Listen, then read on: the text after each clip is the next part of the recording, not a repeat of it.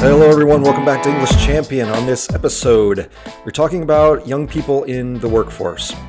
We understand that young people today are encountering a very different world of employment than those of us who are a bit older did in the past. But what I'm seeing from dealing with young people on a daily basis as a professor is young people don't often help themselves out very much. They often sort of blame the conditions or the environment that they're in without taking much of a close look at themselves and seeing what they can do to improve their opportunities for decent jobs, higher wages, better conditions, etc. So we're going to look at a couple things today that just came out over the weekend that I felt like I needed to talk about here.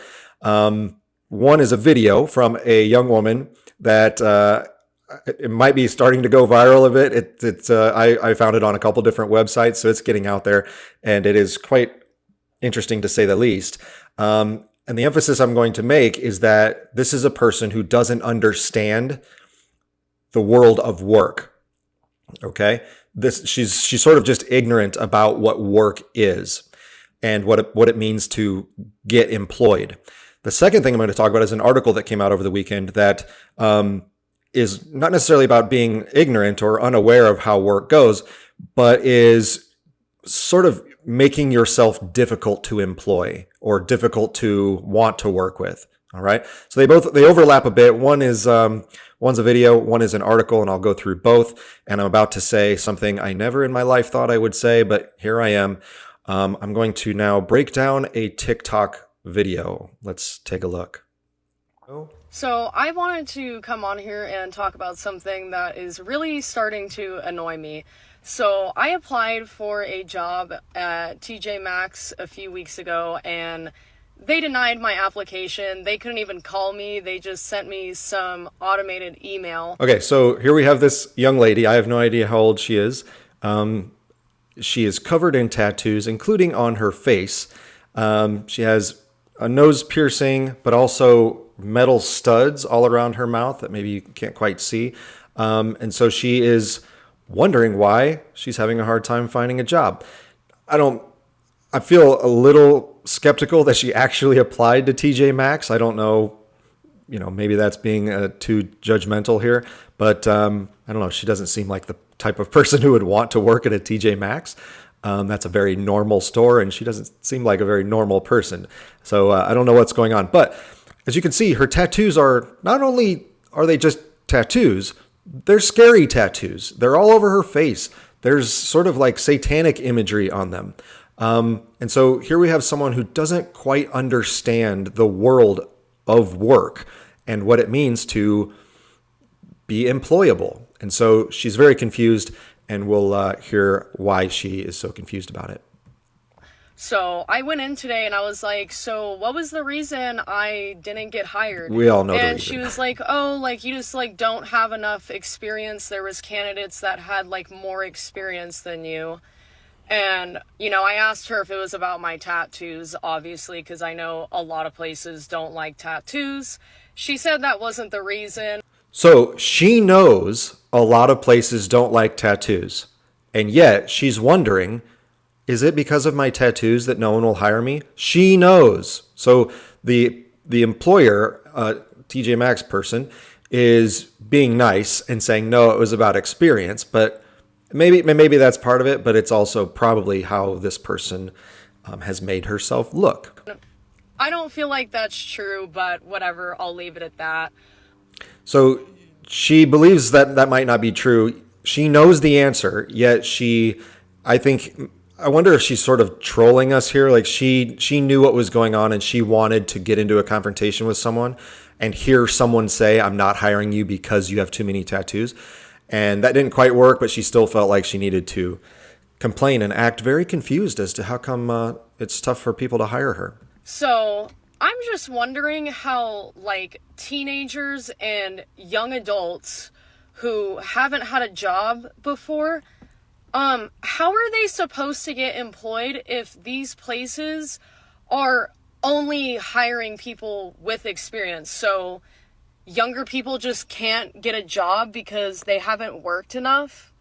So that's a really great question. That is a legitimate sort of weird chicken and egg problem, right? Where young people, you need a job, but to get that job, you need some experience, but you can't get any experience unless someone gives you a job first. And so you're stuck in this loop where you don't know how to get on the ride and get in the system. So that's a very valid concern. The problem, however, is the way we're thinking about experience. You have to start at the bottom. That's just part of being a young person who doesn't have any experience or knowledge or connections or anything like that. You have to start at the lowest level. And you have to say, I will do anything at this company. Just hire me. I'll do whatever you want. And then you work really hard at that for 3 to 6 months. And now you've got some experience. And you either go to your boss and say, promote me to something else because I've shown you for 3 to 6 months how good I am. So I'm ready I've learned a lot. Let me do something else now. And if they don't, you say, okay, well, I'm going to go somewhere else. And now you have experience and you can get a different job if you want. So you can't just start at some decent salary and have a cushy job description when you don't have experience. You have to start at the bottom and earn experience. And then you've got some leverage for your future opportunities. The other problem here is I don't know what state this young woman is in. I could be very stereotypical and say she's probably in California, Oregon, or Washington, maybe New York, I don't know. But those are states where the voters in those states and the legislators have made it increasingly difficult for young people to get hired. How? Because you guys keep voting for minimum wage increases.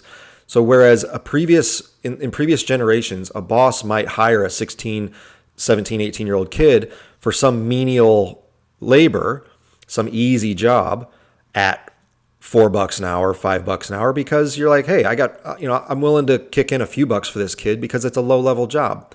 I'll give him some experience, but I don't want to spend very much. Well, now California just passed a bill about raising the minimum wage to $20 an hour. Who in the world owning any business is going to give a 16-year-old with no education, no experience, a $20 an hour job for low-level responsibilities? Well, no one. And so now you have a bunch of teenagers or young adults who can't get that experience that she's describing because they've made themselves too expensive. And the reason they've made themselves too expensive, they voted for it. Stop voting for policies that harm the very people who need the money the most and the experience the most, which is young people or just generally low-skilled people. It doesn't really matter what age you are. If you have low skills, you need experience. And so you should, the way to have access to those jobs is you got to be willing to work for less because that's what the bosses are willing to pay. And you basically priced yourself out of a job. And so now she's like, well, I don't understand why no one will hire young people. Yeah, they're too expensive. That's the reason. So you have to know about the underlying causes of these economic scenarios. It's not always just about the individual employee, who in this case is too scary to hire. There's also other forces at play that you guys have chosen for the places you live. So they'll deny a 16-year-old a job because they don't have enough work experience. It just doesn't make any sense to me. Because you don't know how work works. That's why. I mean, I do okay with money as is, so I didn't need the job, but I would have liked it to have made some extra money so I could pay off my debt quicker. Fair enough. I mean, that's good for her for seeking out some extra work. This also makes me wonder if she's being legitimate, because if she were really this angry and this desperate, she would have needed the job. And so she's kind of like, well, I don't need the money. So, okay, which is it? I want you guys to talk about in the comments what it's been like for you finding a job recently, if it's been easy or if it's been difficult, and I want to know what kind of experience you guys have. Everyone should go read the comments. They're hilarious, and everyone tells her, I think we all know why you can't get hired. Everyone can see it. To get employed if these places are only hiring people with experience. You're the only person who's experiencing this because of all of your face tattoos. That's what's happening. And, I hate that my tattoos are such a defining factor for me getting a job or not. Just because I have tattoos doesn't mean I'm not going to be a good worker. I do not understand that at all. So again, things you don't understand. You're right. It shouldn't reflect upon you as a person and what type of worker you are, or how intelligent you are. That's fair. That those things shouldn't go together. Tattoos doesn't necessarily equal bad worker. But you made them so vital to your identity that you put them on your body permanently. So they were, when you say, I don't understand why people think they're so important. Well, they were very important to you, so important that you've scarred your body for the rest of your life because of them. So don't be surprised when other people also view those tattoos as important and say, you know, you're a little, you're someone who may not fit in with our company because the way you're looking is kind of a bit intimidating to customers. So you can't blame other people for having the same values that you have. You value your tattoos as a positive. They value your tattoos as a potential negative. So don't be surprised when you say, I don't understand. Yes, you do. You just don't want to admit that you've done something to yourself that other people don't like. The other problem with doing that is sometimes in the working world, you might go for an interview, and especially if you're young, the person interviewing you might actually like you and might think that you're a good fit in the future. And so they might say, you know what? We don't have anything for you right now. We're looking for someone with a little bit more of whatever. Maybe it's experience, maybe it's something else. Here's what you could do. Go do this for 3 months and then come back. And I think in a couple months, I might have something for you, but I want you to get this skill. Maybe it's some certification that you can get online, whatever it is. But they might even give you advice on how you can improve yourself. Maybe they'd give you advice on, hey, you know what? You're kind of inappropriately dressed for this job. Go home, reschedule an appointment for next week. Go home, put on a shirt and tie and a pair of slacks. Come back. I'm going to have you meet with another manager and we'll try this again. I think you could be a good fit, but we got to make sure we're professional. So I'm going to give you another chance. Just come back next time, looking sharp like we expect in this company. Well, you can change that. You can make yourself a little bit smarter. You can make yourself more presentable if it's something changeable. She doesn't have anything that's changeable because this is tattooed on her face. So again, she's done this to herself. Because quite literally some of the most smart, intelligent people I've ever met are people with tattoos and piercings. Well, she probably is only around people with tattoos and piercings. So anyone smart in that group, she views as one of the smartest people she's ever met. Someone could very easily say some of the dumbest people I've ever met are people with tattoos and piercings. And they could both be right because it's based on your individual situation. So again, I'm not saying there should be a correlation between intelligence and tattoos and piercings, but there's more to getting a job than just your intelligence or even your experience. There is a presentation component to it. I could be wrong, but I've seen that in you Europe, are wrong about people all with of this. tattoos and piercings can get jobs way easier there. So why is America not hopped on the bandwagon? If you want to go work in Europe because it's easier to get work, then you're certainly free to do that. No one's stopping you. Different places have different cultures, different states, different cities, different neighborhoods, different countries.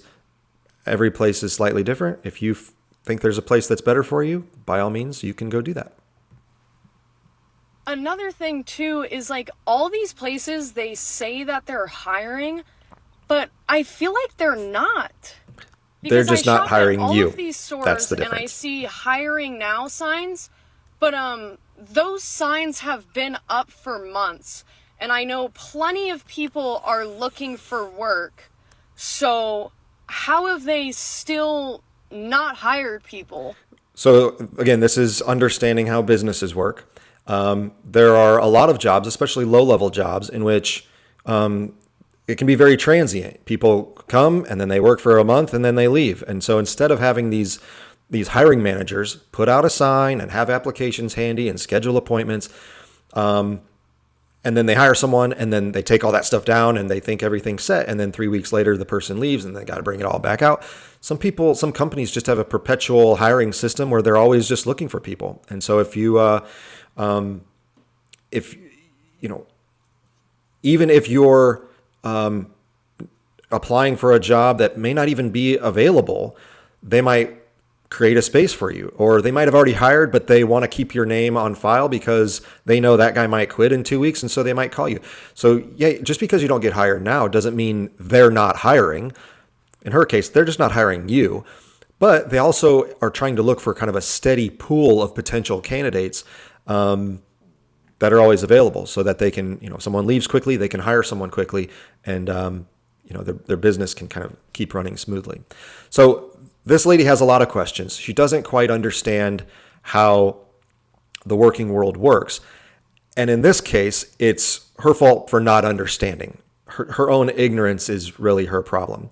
But there are other scenarios where the reason that the working world can be difficult for people, especially young people, is because the young people themselves are making it a bit difficult on their employers. And so employers can be a little bit leery of that. And again, it might cause some difficulties in you finding a job. Let me pull up an article that just came out the other day, again, that I wanted to share with you. And this headline was 19 workplace norms that millennials and Gen Z are refusing to accept. All right. So things have been going, in the working world a certain way for a number of decades. And these young people have come along and said, I won't stand for that. I'm going to do something different. It's like, okay, great. Good luck with that. We'll see how it goes. So what are those things that are, that young people won't stand for? First on the list, long working hours. The article says, it was once expected for employees to put in hours well above their 40 a week. Racing in to beat the boss and waiting until senior team leaders leave for it to be time to go home are not on the agenda for millennials and Gen Z. Gen Z is refusing to buy into the productivity theater and will leave work or sign off the second their shift is done. Okay, fine. If you want a job where you can clock out at 5 o'clock and you're done for the day and not have to think about it and not have to do any extra work, those are available in some places. Often those are a bit more low paying. But the people who work the most are the people who make the most money and the people who tend to move up the fastest. So if you complain about not making enough money and not being able to move up, maybe you're simply not working enough hours. Could be. Next one. The article describes millennials and Gen Z not being a fan of infringing upon boundaries. Millennials and Gen Z advocate for clear boundaries between work and personal life, rejecting the notion that employees should always be available.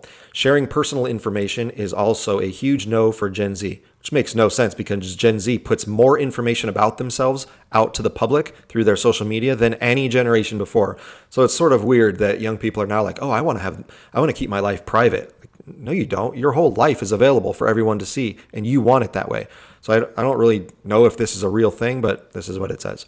This is a huge contrast compared to millennials who have always felt quite comfortable detailing their personal lives, though they still wanted work-life boundaries. Again, it might not be too appropriate, depending on the job, for your boss to be calling you at 9 o'clock at night and asking you questions. Yeah, you should say, I'm not answering questions past a certain hour. Or, I'm not doing any work on Sundays. Those are pretty common that people mostly understand.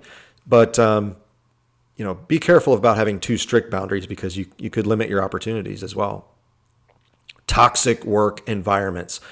We, as always in this generation, we have no idea what the word toxic means.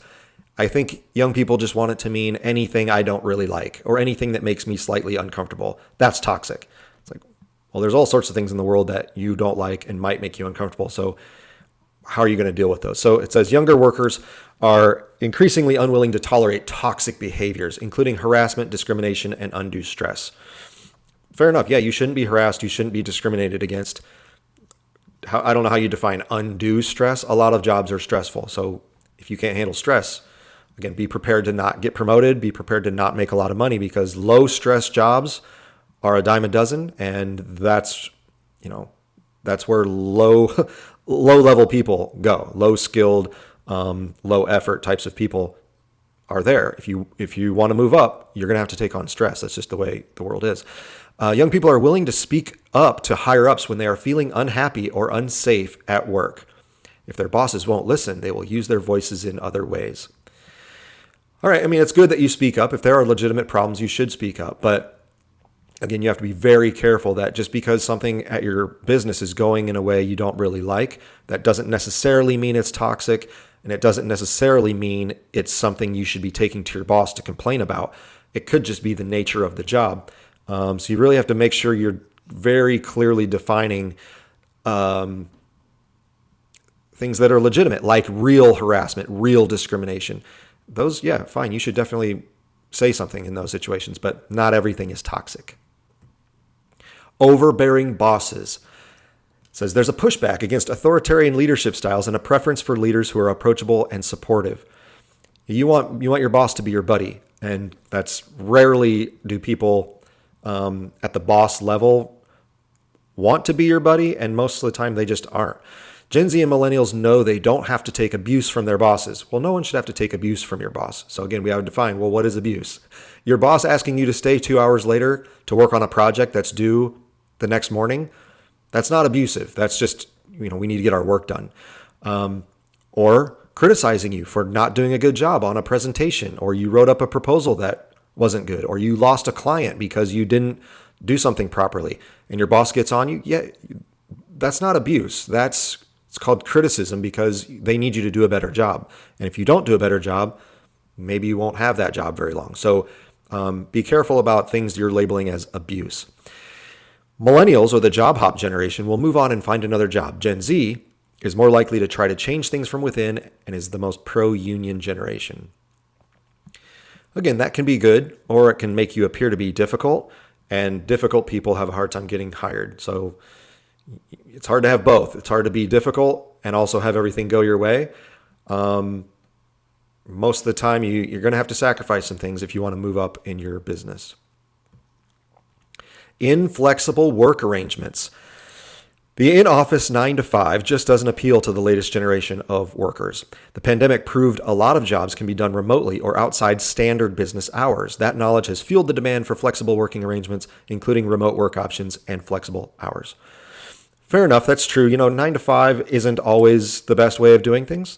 There are some people who can be very productive late at night, who can be very productive at 5 in the morning. It depends on the job you have. If your boss and your company are okay with you working weird hours, as long as you get all your stuff done, that's great. That sounds like a good fit. However, there are some companies that you just are a 9 to 5 business or an 8 to 5 business. Things in finance, sometimes in medicine even, your offices are only open certain hours. You're not going to be taking calls or making transactions or doing whatever you're doing at 11 o'clock at night. Sometimes the business hours are the business hours. And so if you don't like those hours and you want to be able to come and go as you please and work on your own time, that's fine. But you just realize those jobs are a bit limited sometimes. And so you're going to have to look a little harder or be willing to sacrifice in other areas to find those types of jobs. Poor work-life balance. Okay, so this is a phrase that I constantly urge my students to eliminate from their vocabulary until they're about 40. I hate when people talk about work-life balance, especially young people, because if you want to get ahead, you have to prioritize things. If you don't want to prioritize work and getting ahead and gaining skills and experience, fine, just be ready to stay at lower levels for longer. That's the trade-off. To be a successful person, look at truly successful people. They work all the time. All the time. They just do.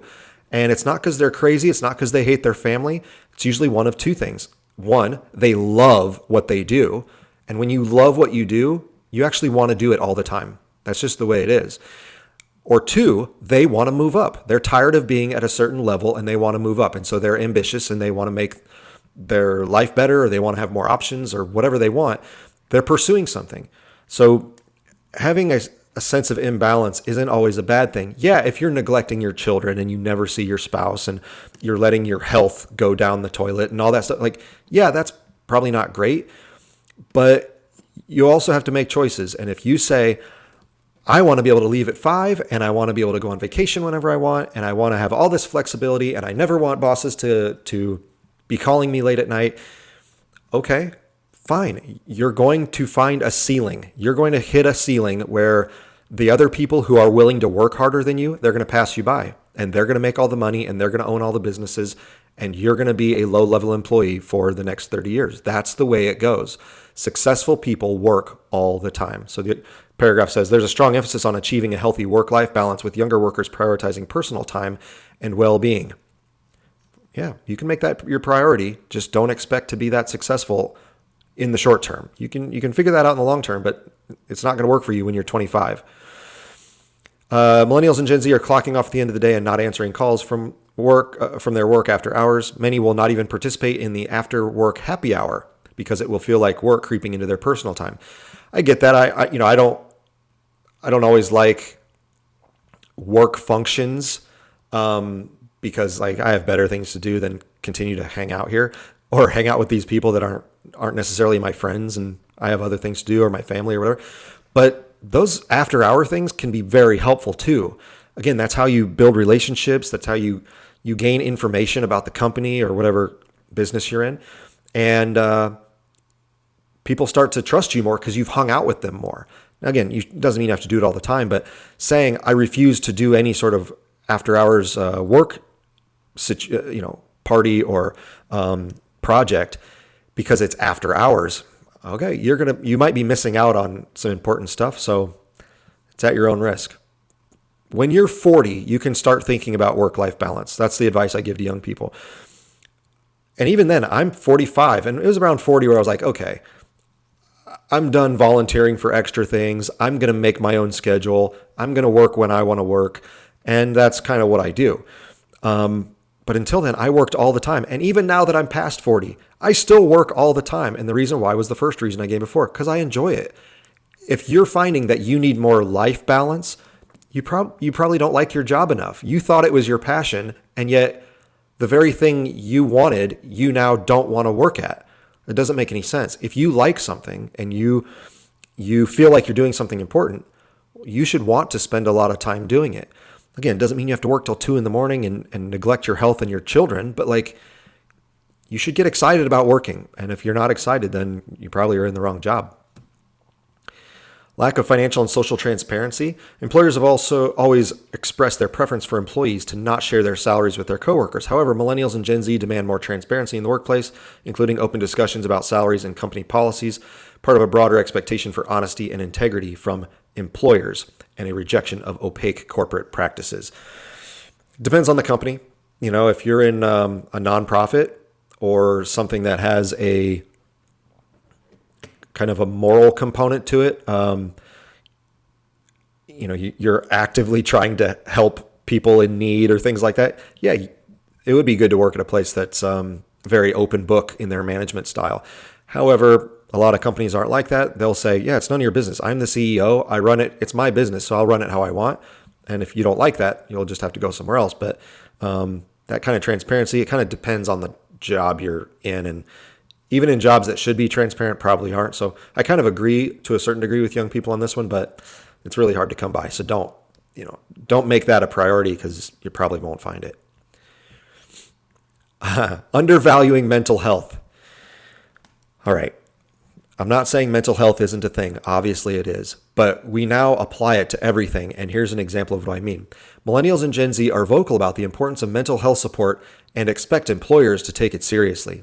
Being able to talk about mental health, being able to talk about your frustrations, and telling your boss that you don't feel like you're getting paid enough are all good things, says this one corporate analyst. If employers don't take their mental health seriously, employees are comfortable finding someone who will. So notice what happened here in this comment. The idea of mental health got looped in with talking about your frustrations at your place of employment and feeling like you're not getting paid enough. Those are three completely separate things, okay? If you have serious mental health problems, okay, that's a separate issue. Having frustrations at work, yeah, welcome to the club. Everyone has frustrations at work. Even work you like doing gets frustrating sometimes. That's not a mental health issue. That's just part of the complexity of work. And then feeling like you're not getting paid enough, again, that has nothing to do with mental health. That's just either you need to ask for a raise or you need to go somewhere else that will value you more. That's not a mental health issue. So this is what I mean when we're we're putting everything under this umbrella of mental health these days, that if anyone's stressed, oh, you have a mental health issue. Oh, I'm really frustrated. Well, that's a mental health issue. I'm really angry at my coworkers or my boss. Well, that's a mental health issue. I'm not getting enough sleep. Well, that's a mental health issue. No, it's not. It's just the difficulty of life. And some things you've got to just suck up. Yes, if there are things happening in your life where your health is actually deteriorating and your relationships are falling apart and you're addicted to medicines or other drugs and alcohol, yes, those are mental health things you should probably seek help for. Everything else is just called being a human being at work. So toughen up and deal with it. Not everything is a mental health issue. Lack of purpose and impact. So this is a common thing that young people want to have an impact. They want to have a job with purpose. And they won't just take any old job. Younger generations seek meaningful work that aligns with their values and contributes positively to society. Great. You should find work that contributes in some way to your city, to your society, whatever, and that goes along with your values. You shouldn't take jobs that go against your values. You're going to be miserable. So find things you believe in. However, I've had all sorts of jobs. When you're young, you kind of have to take a variety of jobs that you're like, yeah, I don't care about this job, but I'm going to do a good job and I'm going to use it to gain some experience and I need the paycheck. So I'm just going to do it for a while and then I'll worry about my purpose and impact later. Because if you need money, you need money. So go earn some money. Be careful of holding out for that perfect job where I fulfill all of my purposes on this earth, and that my boss values every single thing I do, and I'm really making a difference in my community. Like, that's great, and we should all aim for that, but you might need to wait a while because those don't come around all that often. And if you are desperate to pay your rent, you might need to just go earn a paycheck for a little while, and then you can worry about your purpose and impact later on. Okay, insufficient diversity, equity, inclusion efforts. So this one's quite funny because listen to this description. There's an expectation for a genuine commitment to DEI beyond mere lip service. Gen Z views diversity in race, gender, religion, and orientation as standard. They grew up in a society that was willing to adapt to change, which means they widely celebrate diversity. Last sentence is key here. They want to focus less on diversity as an attribute and more on the fact that it has just become the norm in society. Okay, those two things are opposites. When you say you want to focus less on diversity as an attribute, that's the opposite of all the DEI stuff. All of the DEI stuff is focusing on your race or any of the other, cultural descriptions that we have now. Those are all attributes. And yet you say, we want to focus less on that. Oh, you mean like the rest of us have always wanted to do, which is, yeah, your race doesn't mean anything to me. I don't care if you're gay. I don't care if you have purple hair or what your political ideology is. Like, whatever. If you can do the job, I'll hire you. Yeah, most of us have always wanted a culture like that. It's the DEI people who have wanted to put labels on everybody and assign people by their attributes. So I don't quite understand what young people are describing here. If you want to focus on diversity, fine, but you also can't then focus on the attributes of diversity. I don't quite understand how you have both of those. That seems weird to me.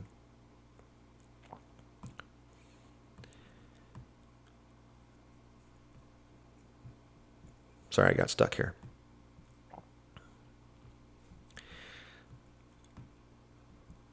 Environmental negligence. Again, young people care a lot about working for companies that have sustainability and they care about the environment and all that stuff, climate change. Again, I think that only affects a few types of companies. I don't know of any normal business that really cares that much about it. So if you care about it, you might want to just go work in an industry where you can actually care about it. You can't force every company to care about it because some companies it doesn't matter to their business. Rigid communication styles. Gen Z in particular favors more casual and authentic forms of communication, challenging traditional corporate etiquette. Gen Z in particular is communicating more casually at work using slang, emojis, and less formal email signatures. We'll talk about slang on an upcoming episode. This reflects their desire for authenticity and individuality, even in professional settings. However, this has led to some employers offering business etiquette classes to younger workers to ensure appropriate workplace communication. Yeah, your private life, your intimate family group and friend group and the way you speak to them, that is not how the working world is. The slang and the funny texts and the emojis and things that you text to your friends and family, that's fine because that's your little closed group. However, out in the real world with other types of people of different ages and backgrounds and experiences, you have to speak and write and present yourself in a way that everyone can understand what you're communicating. And so you might think, well, I want to be authentic to me. That's fine. Be authentic with your close personal friends. In the corporate world, you need to be pretty neutral, all right? Because again, you never know who your customers are going to be or who your business partners are going to be. You need to be able to adapt to everybody, and the way to adapt is you kind of stick to the norms, stick to the traditions, do everything kind of in a standard way, and then you'll get along with everyone. Communicating is key, and young people's communication styles are disastrous. Trust me, I spend every single day trying to teach young people how to communicate better, and it is quite a challenge. Again, pay attention for an upcoming episode about young people communicating. Taking sick days. I could not believe this. In 2023, some 30% of white-collar workers with paid sick leave took sick days, up from about 20% in 2019, according to a recent survey. Those aged 25 to 34 are taking their sick days most often. The younger generation is now the most likely to take time away from work to rest and recover from an illness, a sign of the generational shift in the attitude that employees have to take time off to protect their health. Fair enough. Yeah, if you're throwing up and hacking all over everything, yeah, no one wants to get sick, so you might need to keep you and your germs away for a couple days. We get it. But just as an example, I've been, a teacher in some capacity for almost 25 years. I've never once taken a sick day. I've taken days off because I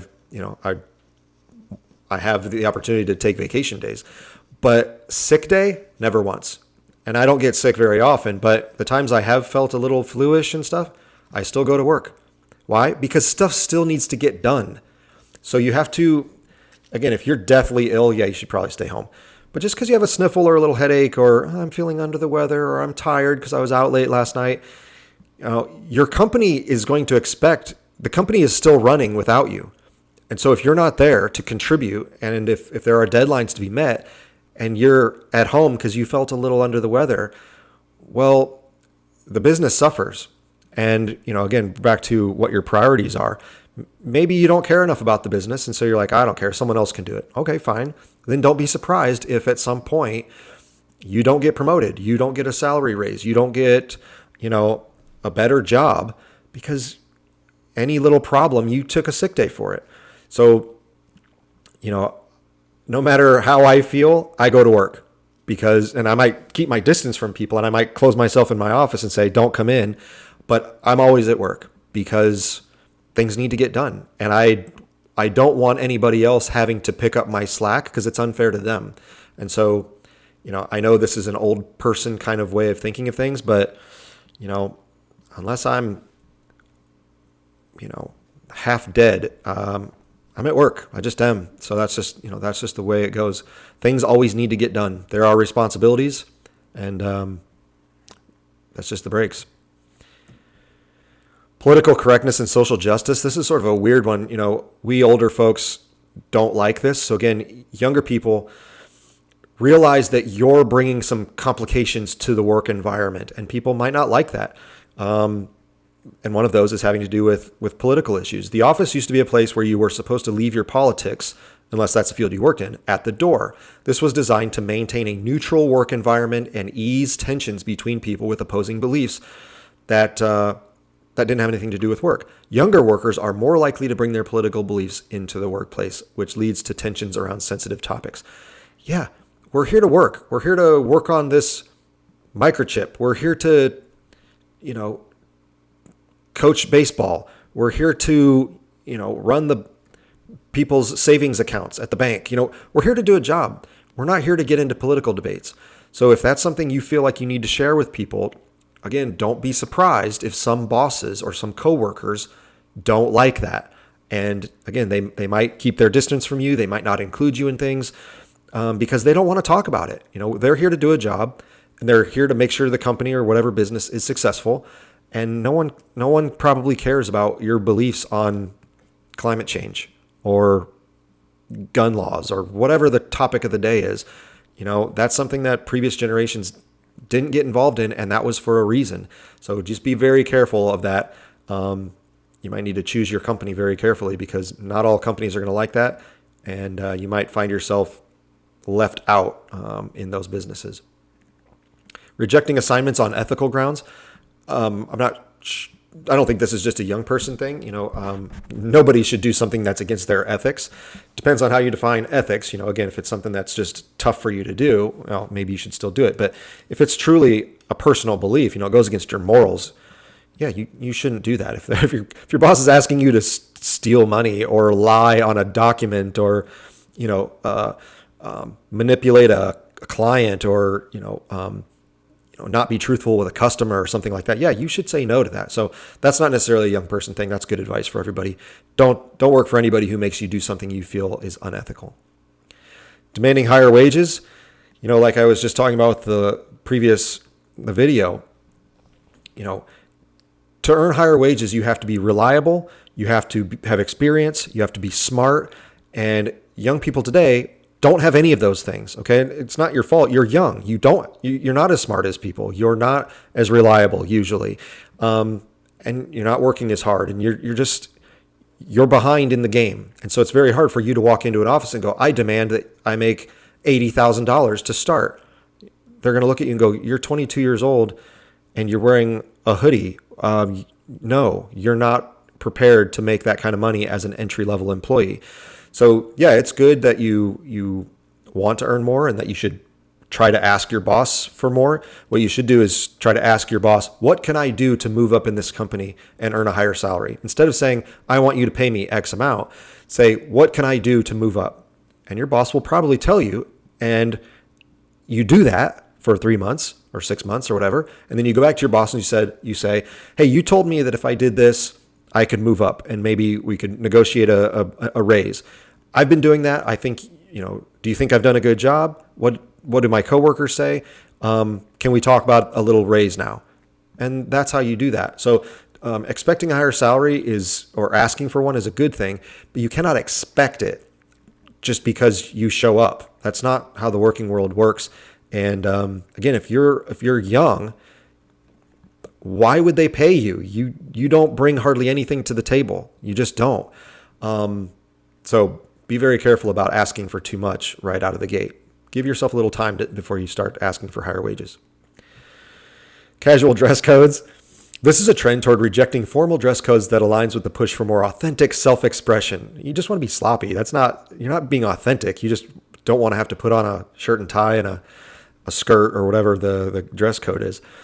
Started with casual Fridays and then adopting business casual instead of the standard suit and tie. The latest workforce wants to be able to wear whatever makes them comfortable, thinking that clothes don't affect their work performance. True, it's kind of like the tattoos. It might not affect your work performance. Again, my IQ doesn't change whether I put on a suit or whether I'm wearing, jeans and a t-shirt. That doesn't matter. However, that's not all that your job is about. Your job is also about how you appear to customers, to other business partners. And if you want to do a partnership with another company and all of those guys wear suits and you're wearing flip-flops and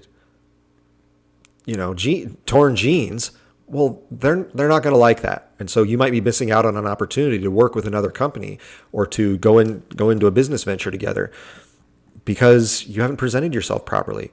Or I know it seems silly, but when I've hired people, if someone comes in and they're not professionally dressed, I immediately say, I'm not hiring you.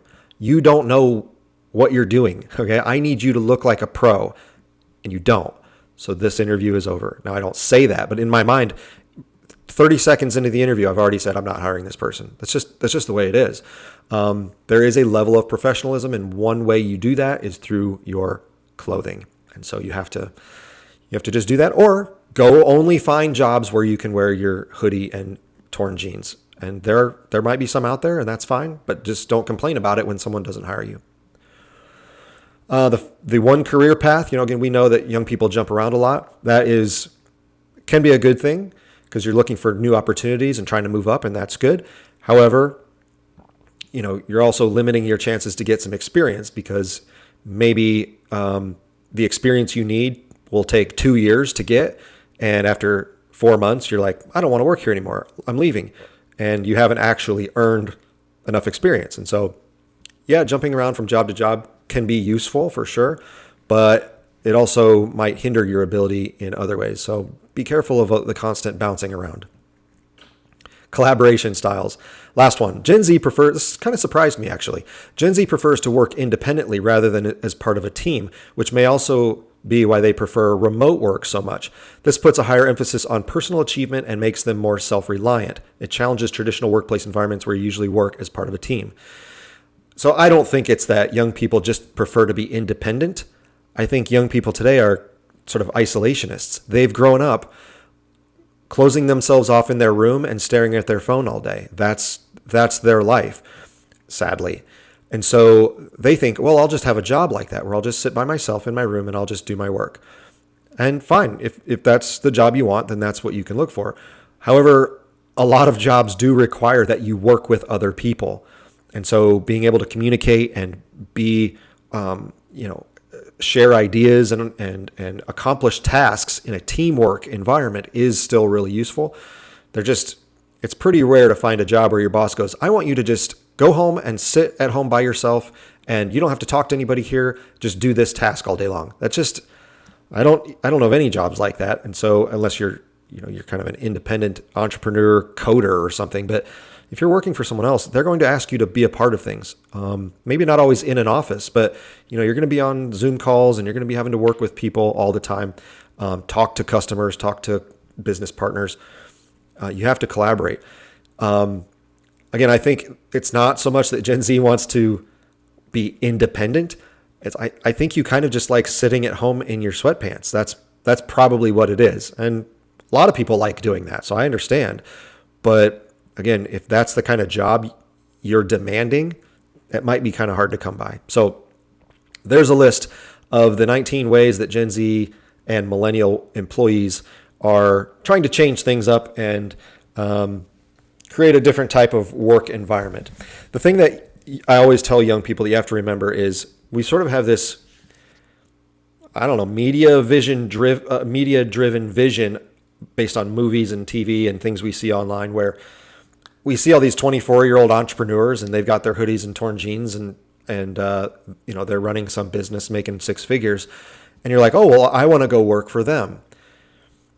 And the number of companies that are like that are so few in number that if you think that's a legitimate opportunity, you might be mistaken. The number of businesses that are run and operated by people in their 40s, 50s, and 60s who are kind of traditional, conservative, minded people, like they don't want to waste money. They're not always super risky. They want to know what they're getting, what kind of value they're getting. They want to have good relationships with their customers and their business partners so that, things don't fall apart. Like very safe, traditional thing. That's the majority of businesses out there. Going into those kinds of bosses and saying, I want to work from home and I don't want anyone to call me after 4 p.m. and I want to, make sure I have my work-life balance and all that stuff. A 50-year-old dude who's built that company from the ground up is going to look at you like you're insane. And they're going to go, get out of here. You're not going to be part of my company. You don't have the work ethic. You don't have the discipline. I doubt you're intelligent enough. So no, I'm going to hire someone else, not you. So just be aware of what the working world is like.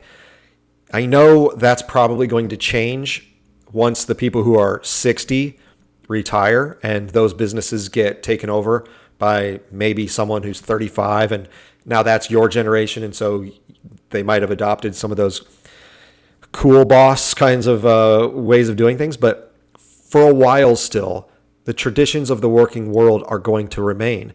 And so, again, I'm always telling students, your boss someday is going to be someone like me or older, and they're going to be even more of a kind of a stickler for following some rules of the company. And you might not agree with that. And so you don't be surprised if you don't get hired there, or if you're unwilling to go along with it, or if you're going to make things difficult by having all these rules that I just laid out. Don't be surprised if you get passed over for promotions, or maybe they don't want to give you a raise because your demands are too high. You're too difficult. No one really wants to work with you. And so you're going to get stuck at a low level for longer. And we don't want that. So those of us who advise young people, we want what's best for you. And the thing that's usually best for most people is try to fit in at least for a while. Yeah, our world needs innovative, crazy, out of the box thinking people who don't follow the rules. We need rebels. Yes, of course we do. Almost none of you are actually like that. Okay? Trust me, I'm in front of young people every day, and I'm like, that's not you. You need to conform for a while until you get some experience, you get your feet wet, you understand what the world is like a bit, and then you can go, all right, now that I can navigate this environment, I'm going to break free. I don't think we have to do it that way all the time. I'm going to go do this over here instead. Yeah, great. That's when you should explore. But when you're 23, 24, whatever, and you're trying to get on the first rung of the employment ladder, I'm sorry, but you're going to have to go along to get along, or get along to go along, whatever it is, for a while. And then you can be a little more brave, a little more experimental, and try stuff out. Be careful of having all of these rules and demands, because very few people are going to want to go along with them. So just a piece of advice. Take some lessons from that young tattooed lady. Take some lessons from this article about what to be careful of. Don't be a young employee who is ignorant of the working world, and don't be someone who is overly complicated to deal with. Your goal, what I always tell students, your goal is to walk into a job interview and have it be so easy and obvious for the employer to say yes. Force them to say yes to you, because you're so good and qualified for that job that they're like, well, I don't need to interview any more people. You're the perfect fit. Can you start today? That's what you want. Don't give anyone a reason to say no. The tattoos on your face are a good reason to say no. I'm sorry. Saying, I don't want anyone to bother me after 5 o'clock might be a reason to say no. Young people today have it hard enough. Don't make it even harder on yourself by being ignorant or too difficult to work with. Be easygoing. Say, yep, I'll do whatever you want. I'm here to learn. I'm here to get better. And then you'll get experience. And then after a little while, you can decide if you want to change. So there's some advice about young people in the working world. Take it or leave it. But again, as someone who deals with young people every day and offers this advice, I know it's tough out there, and we want what's best for you, but try to take some of the advice I'm offering. All right, that's it for now. Thanks for listening. Keep reading. Some exciting stuff coming up on Substack in the next few weeks.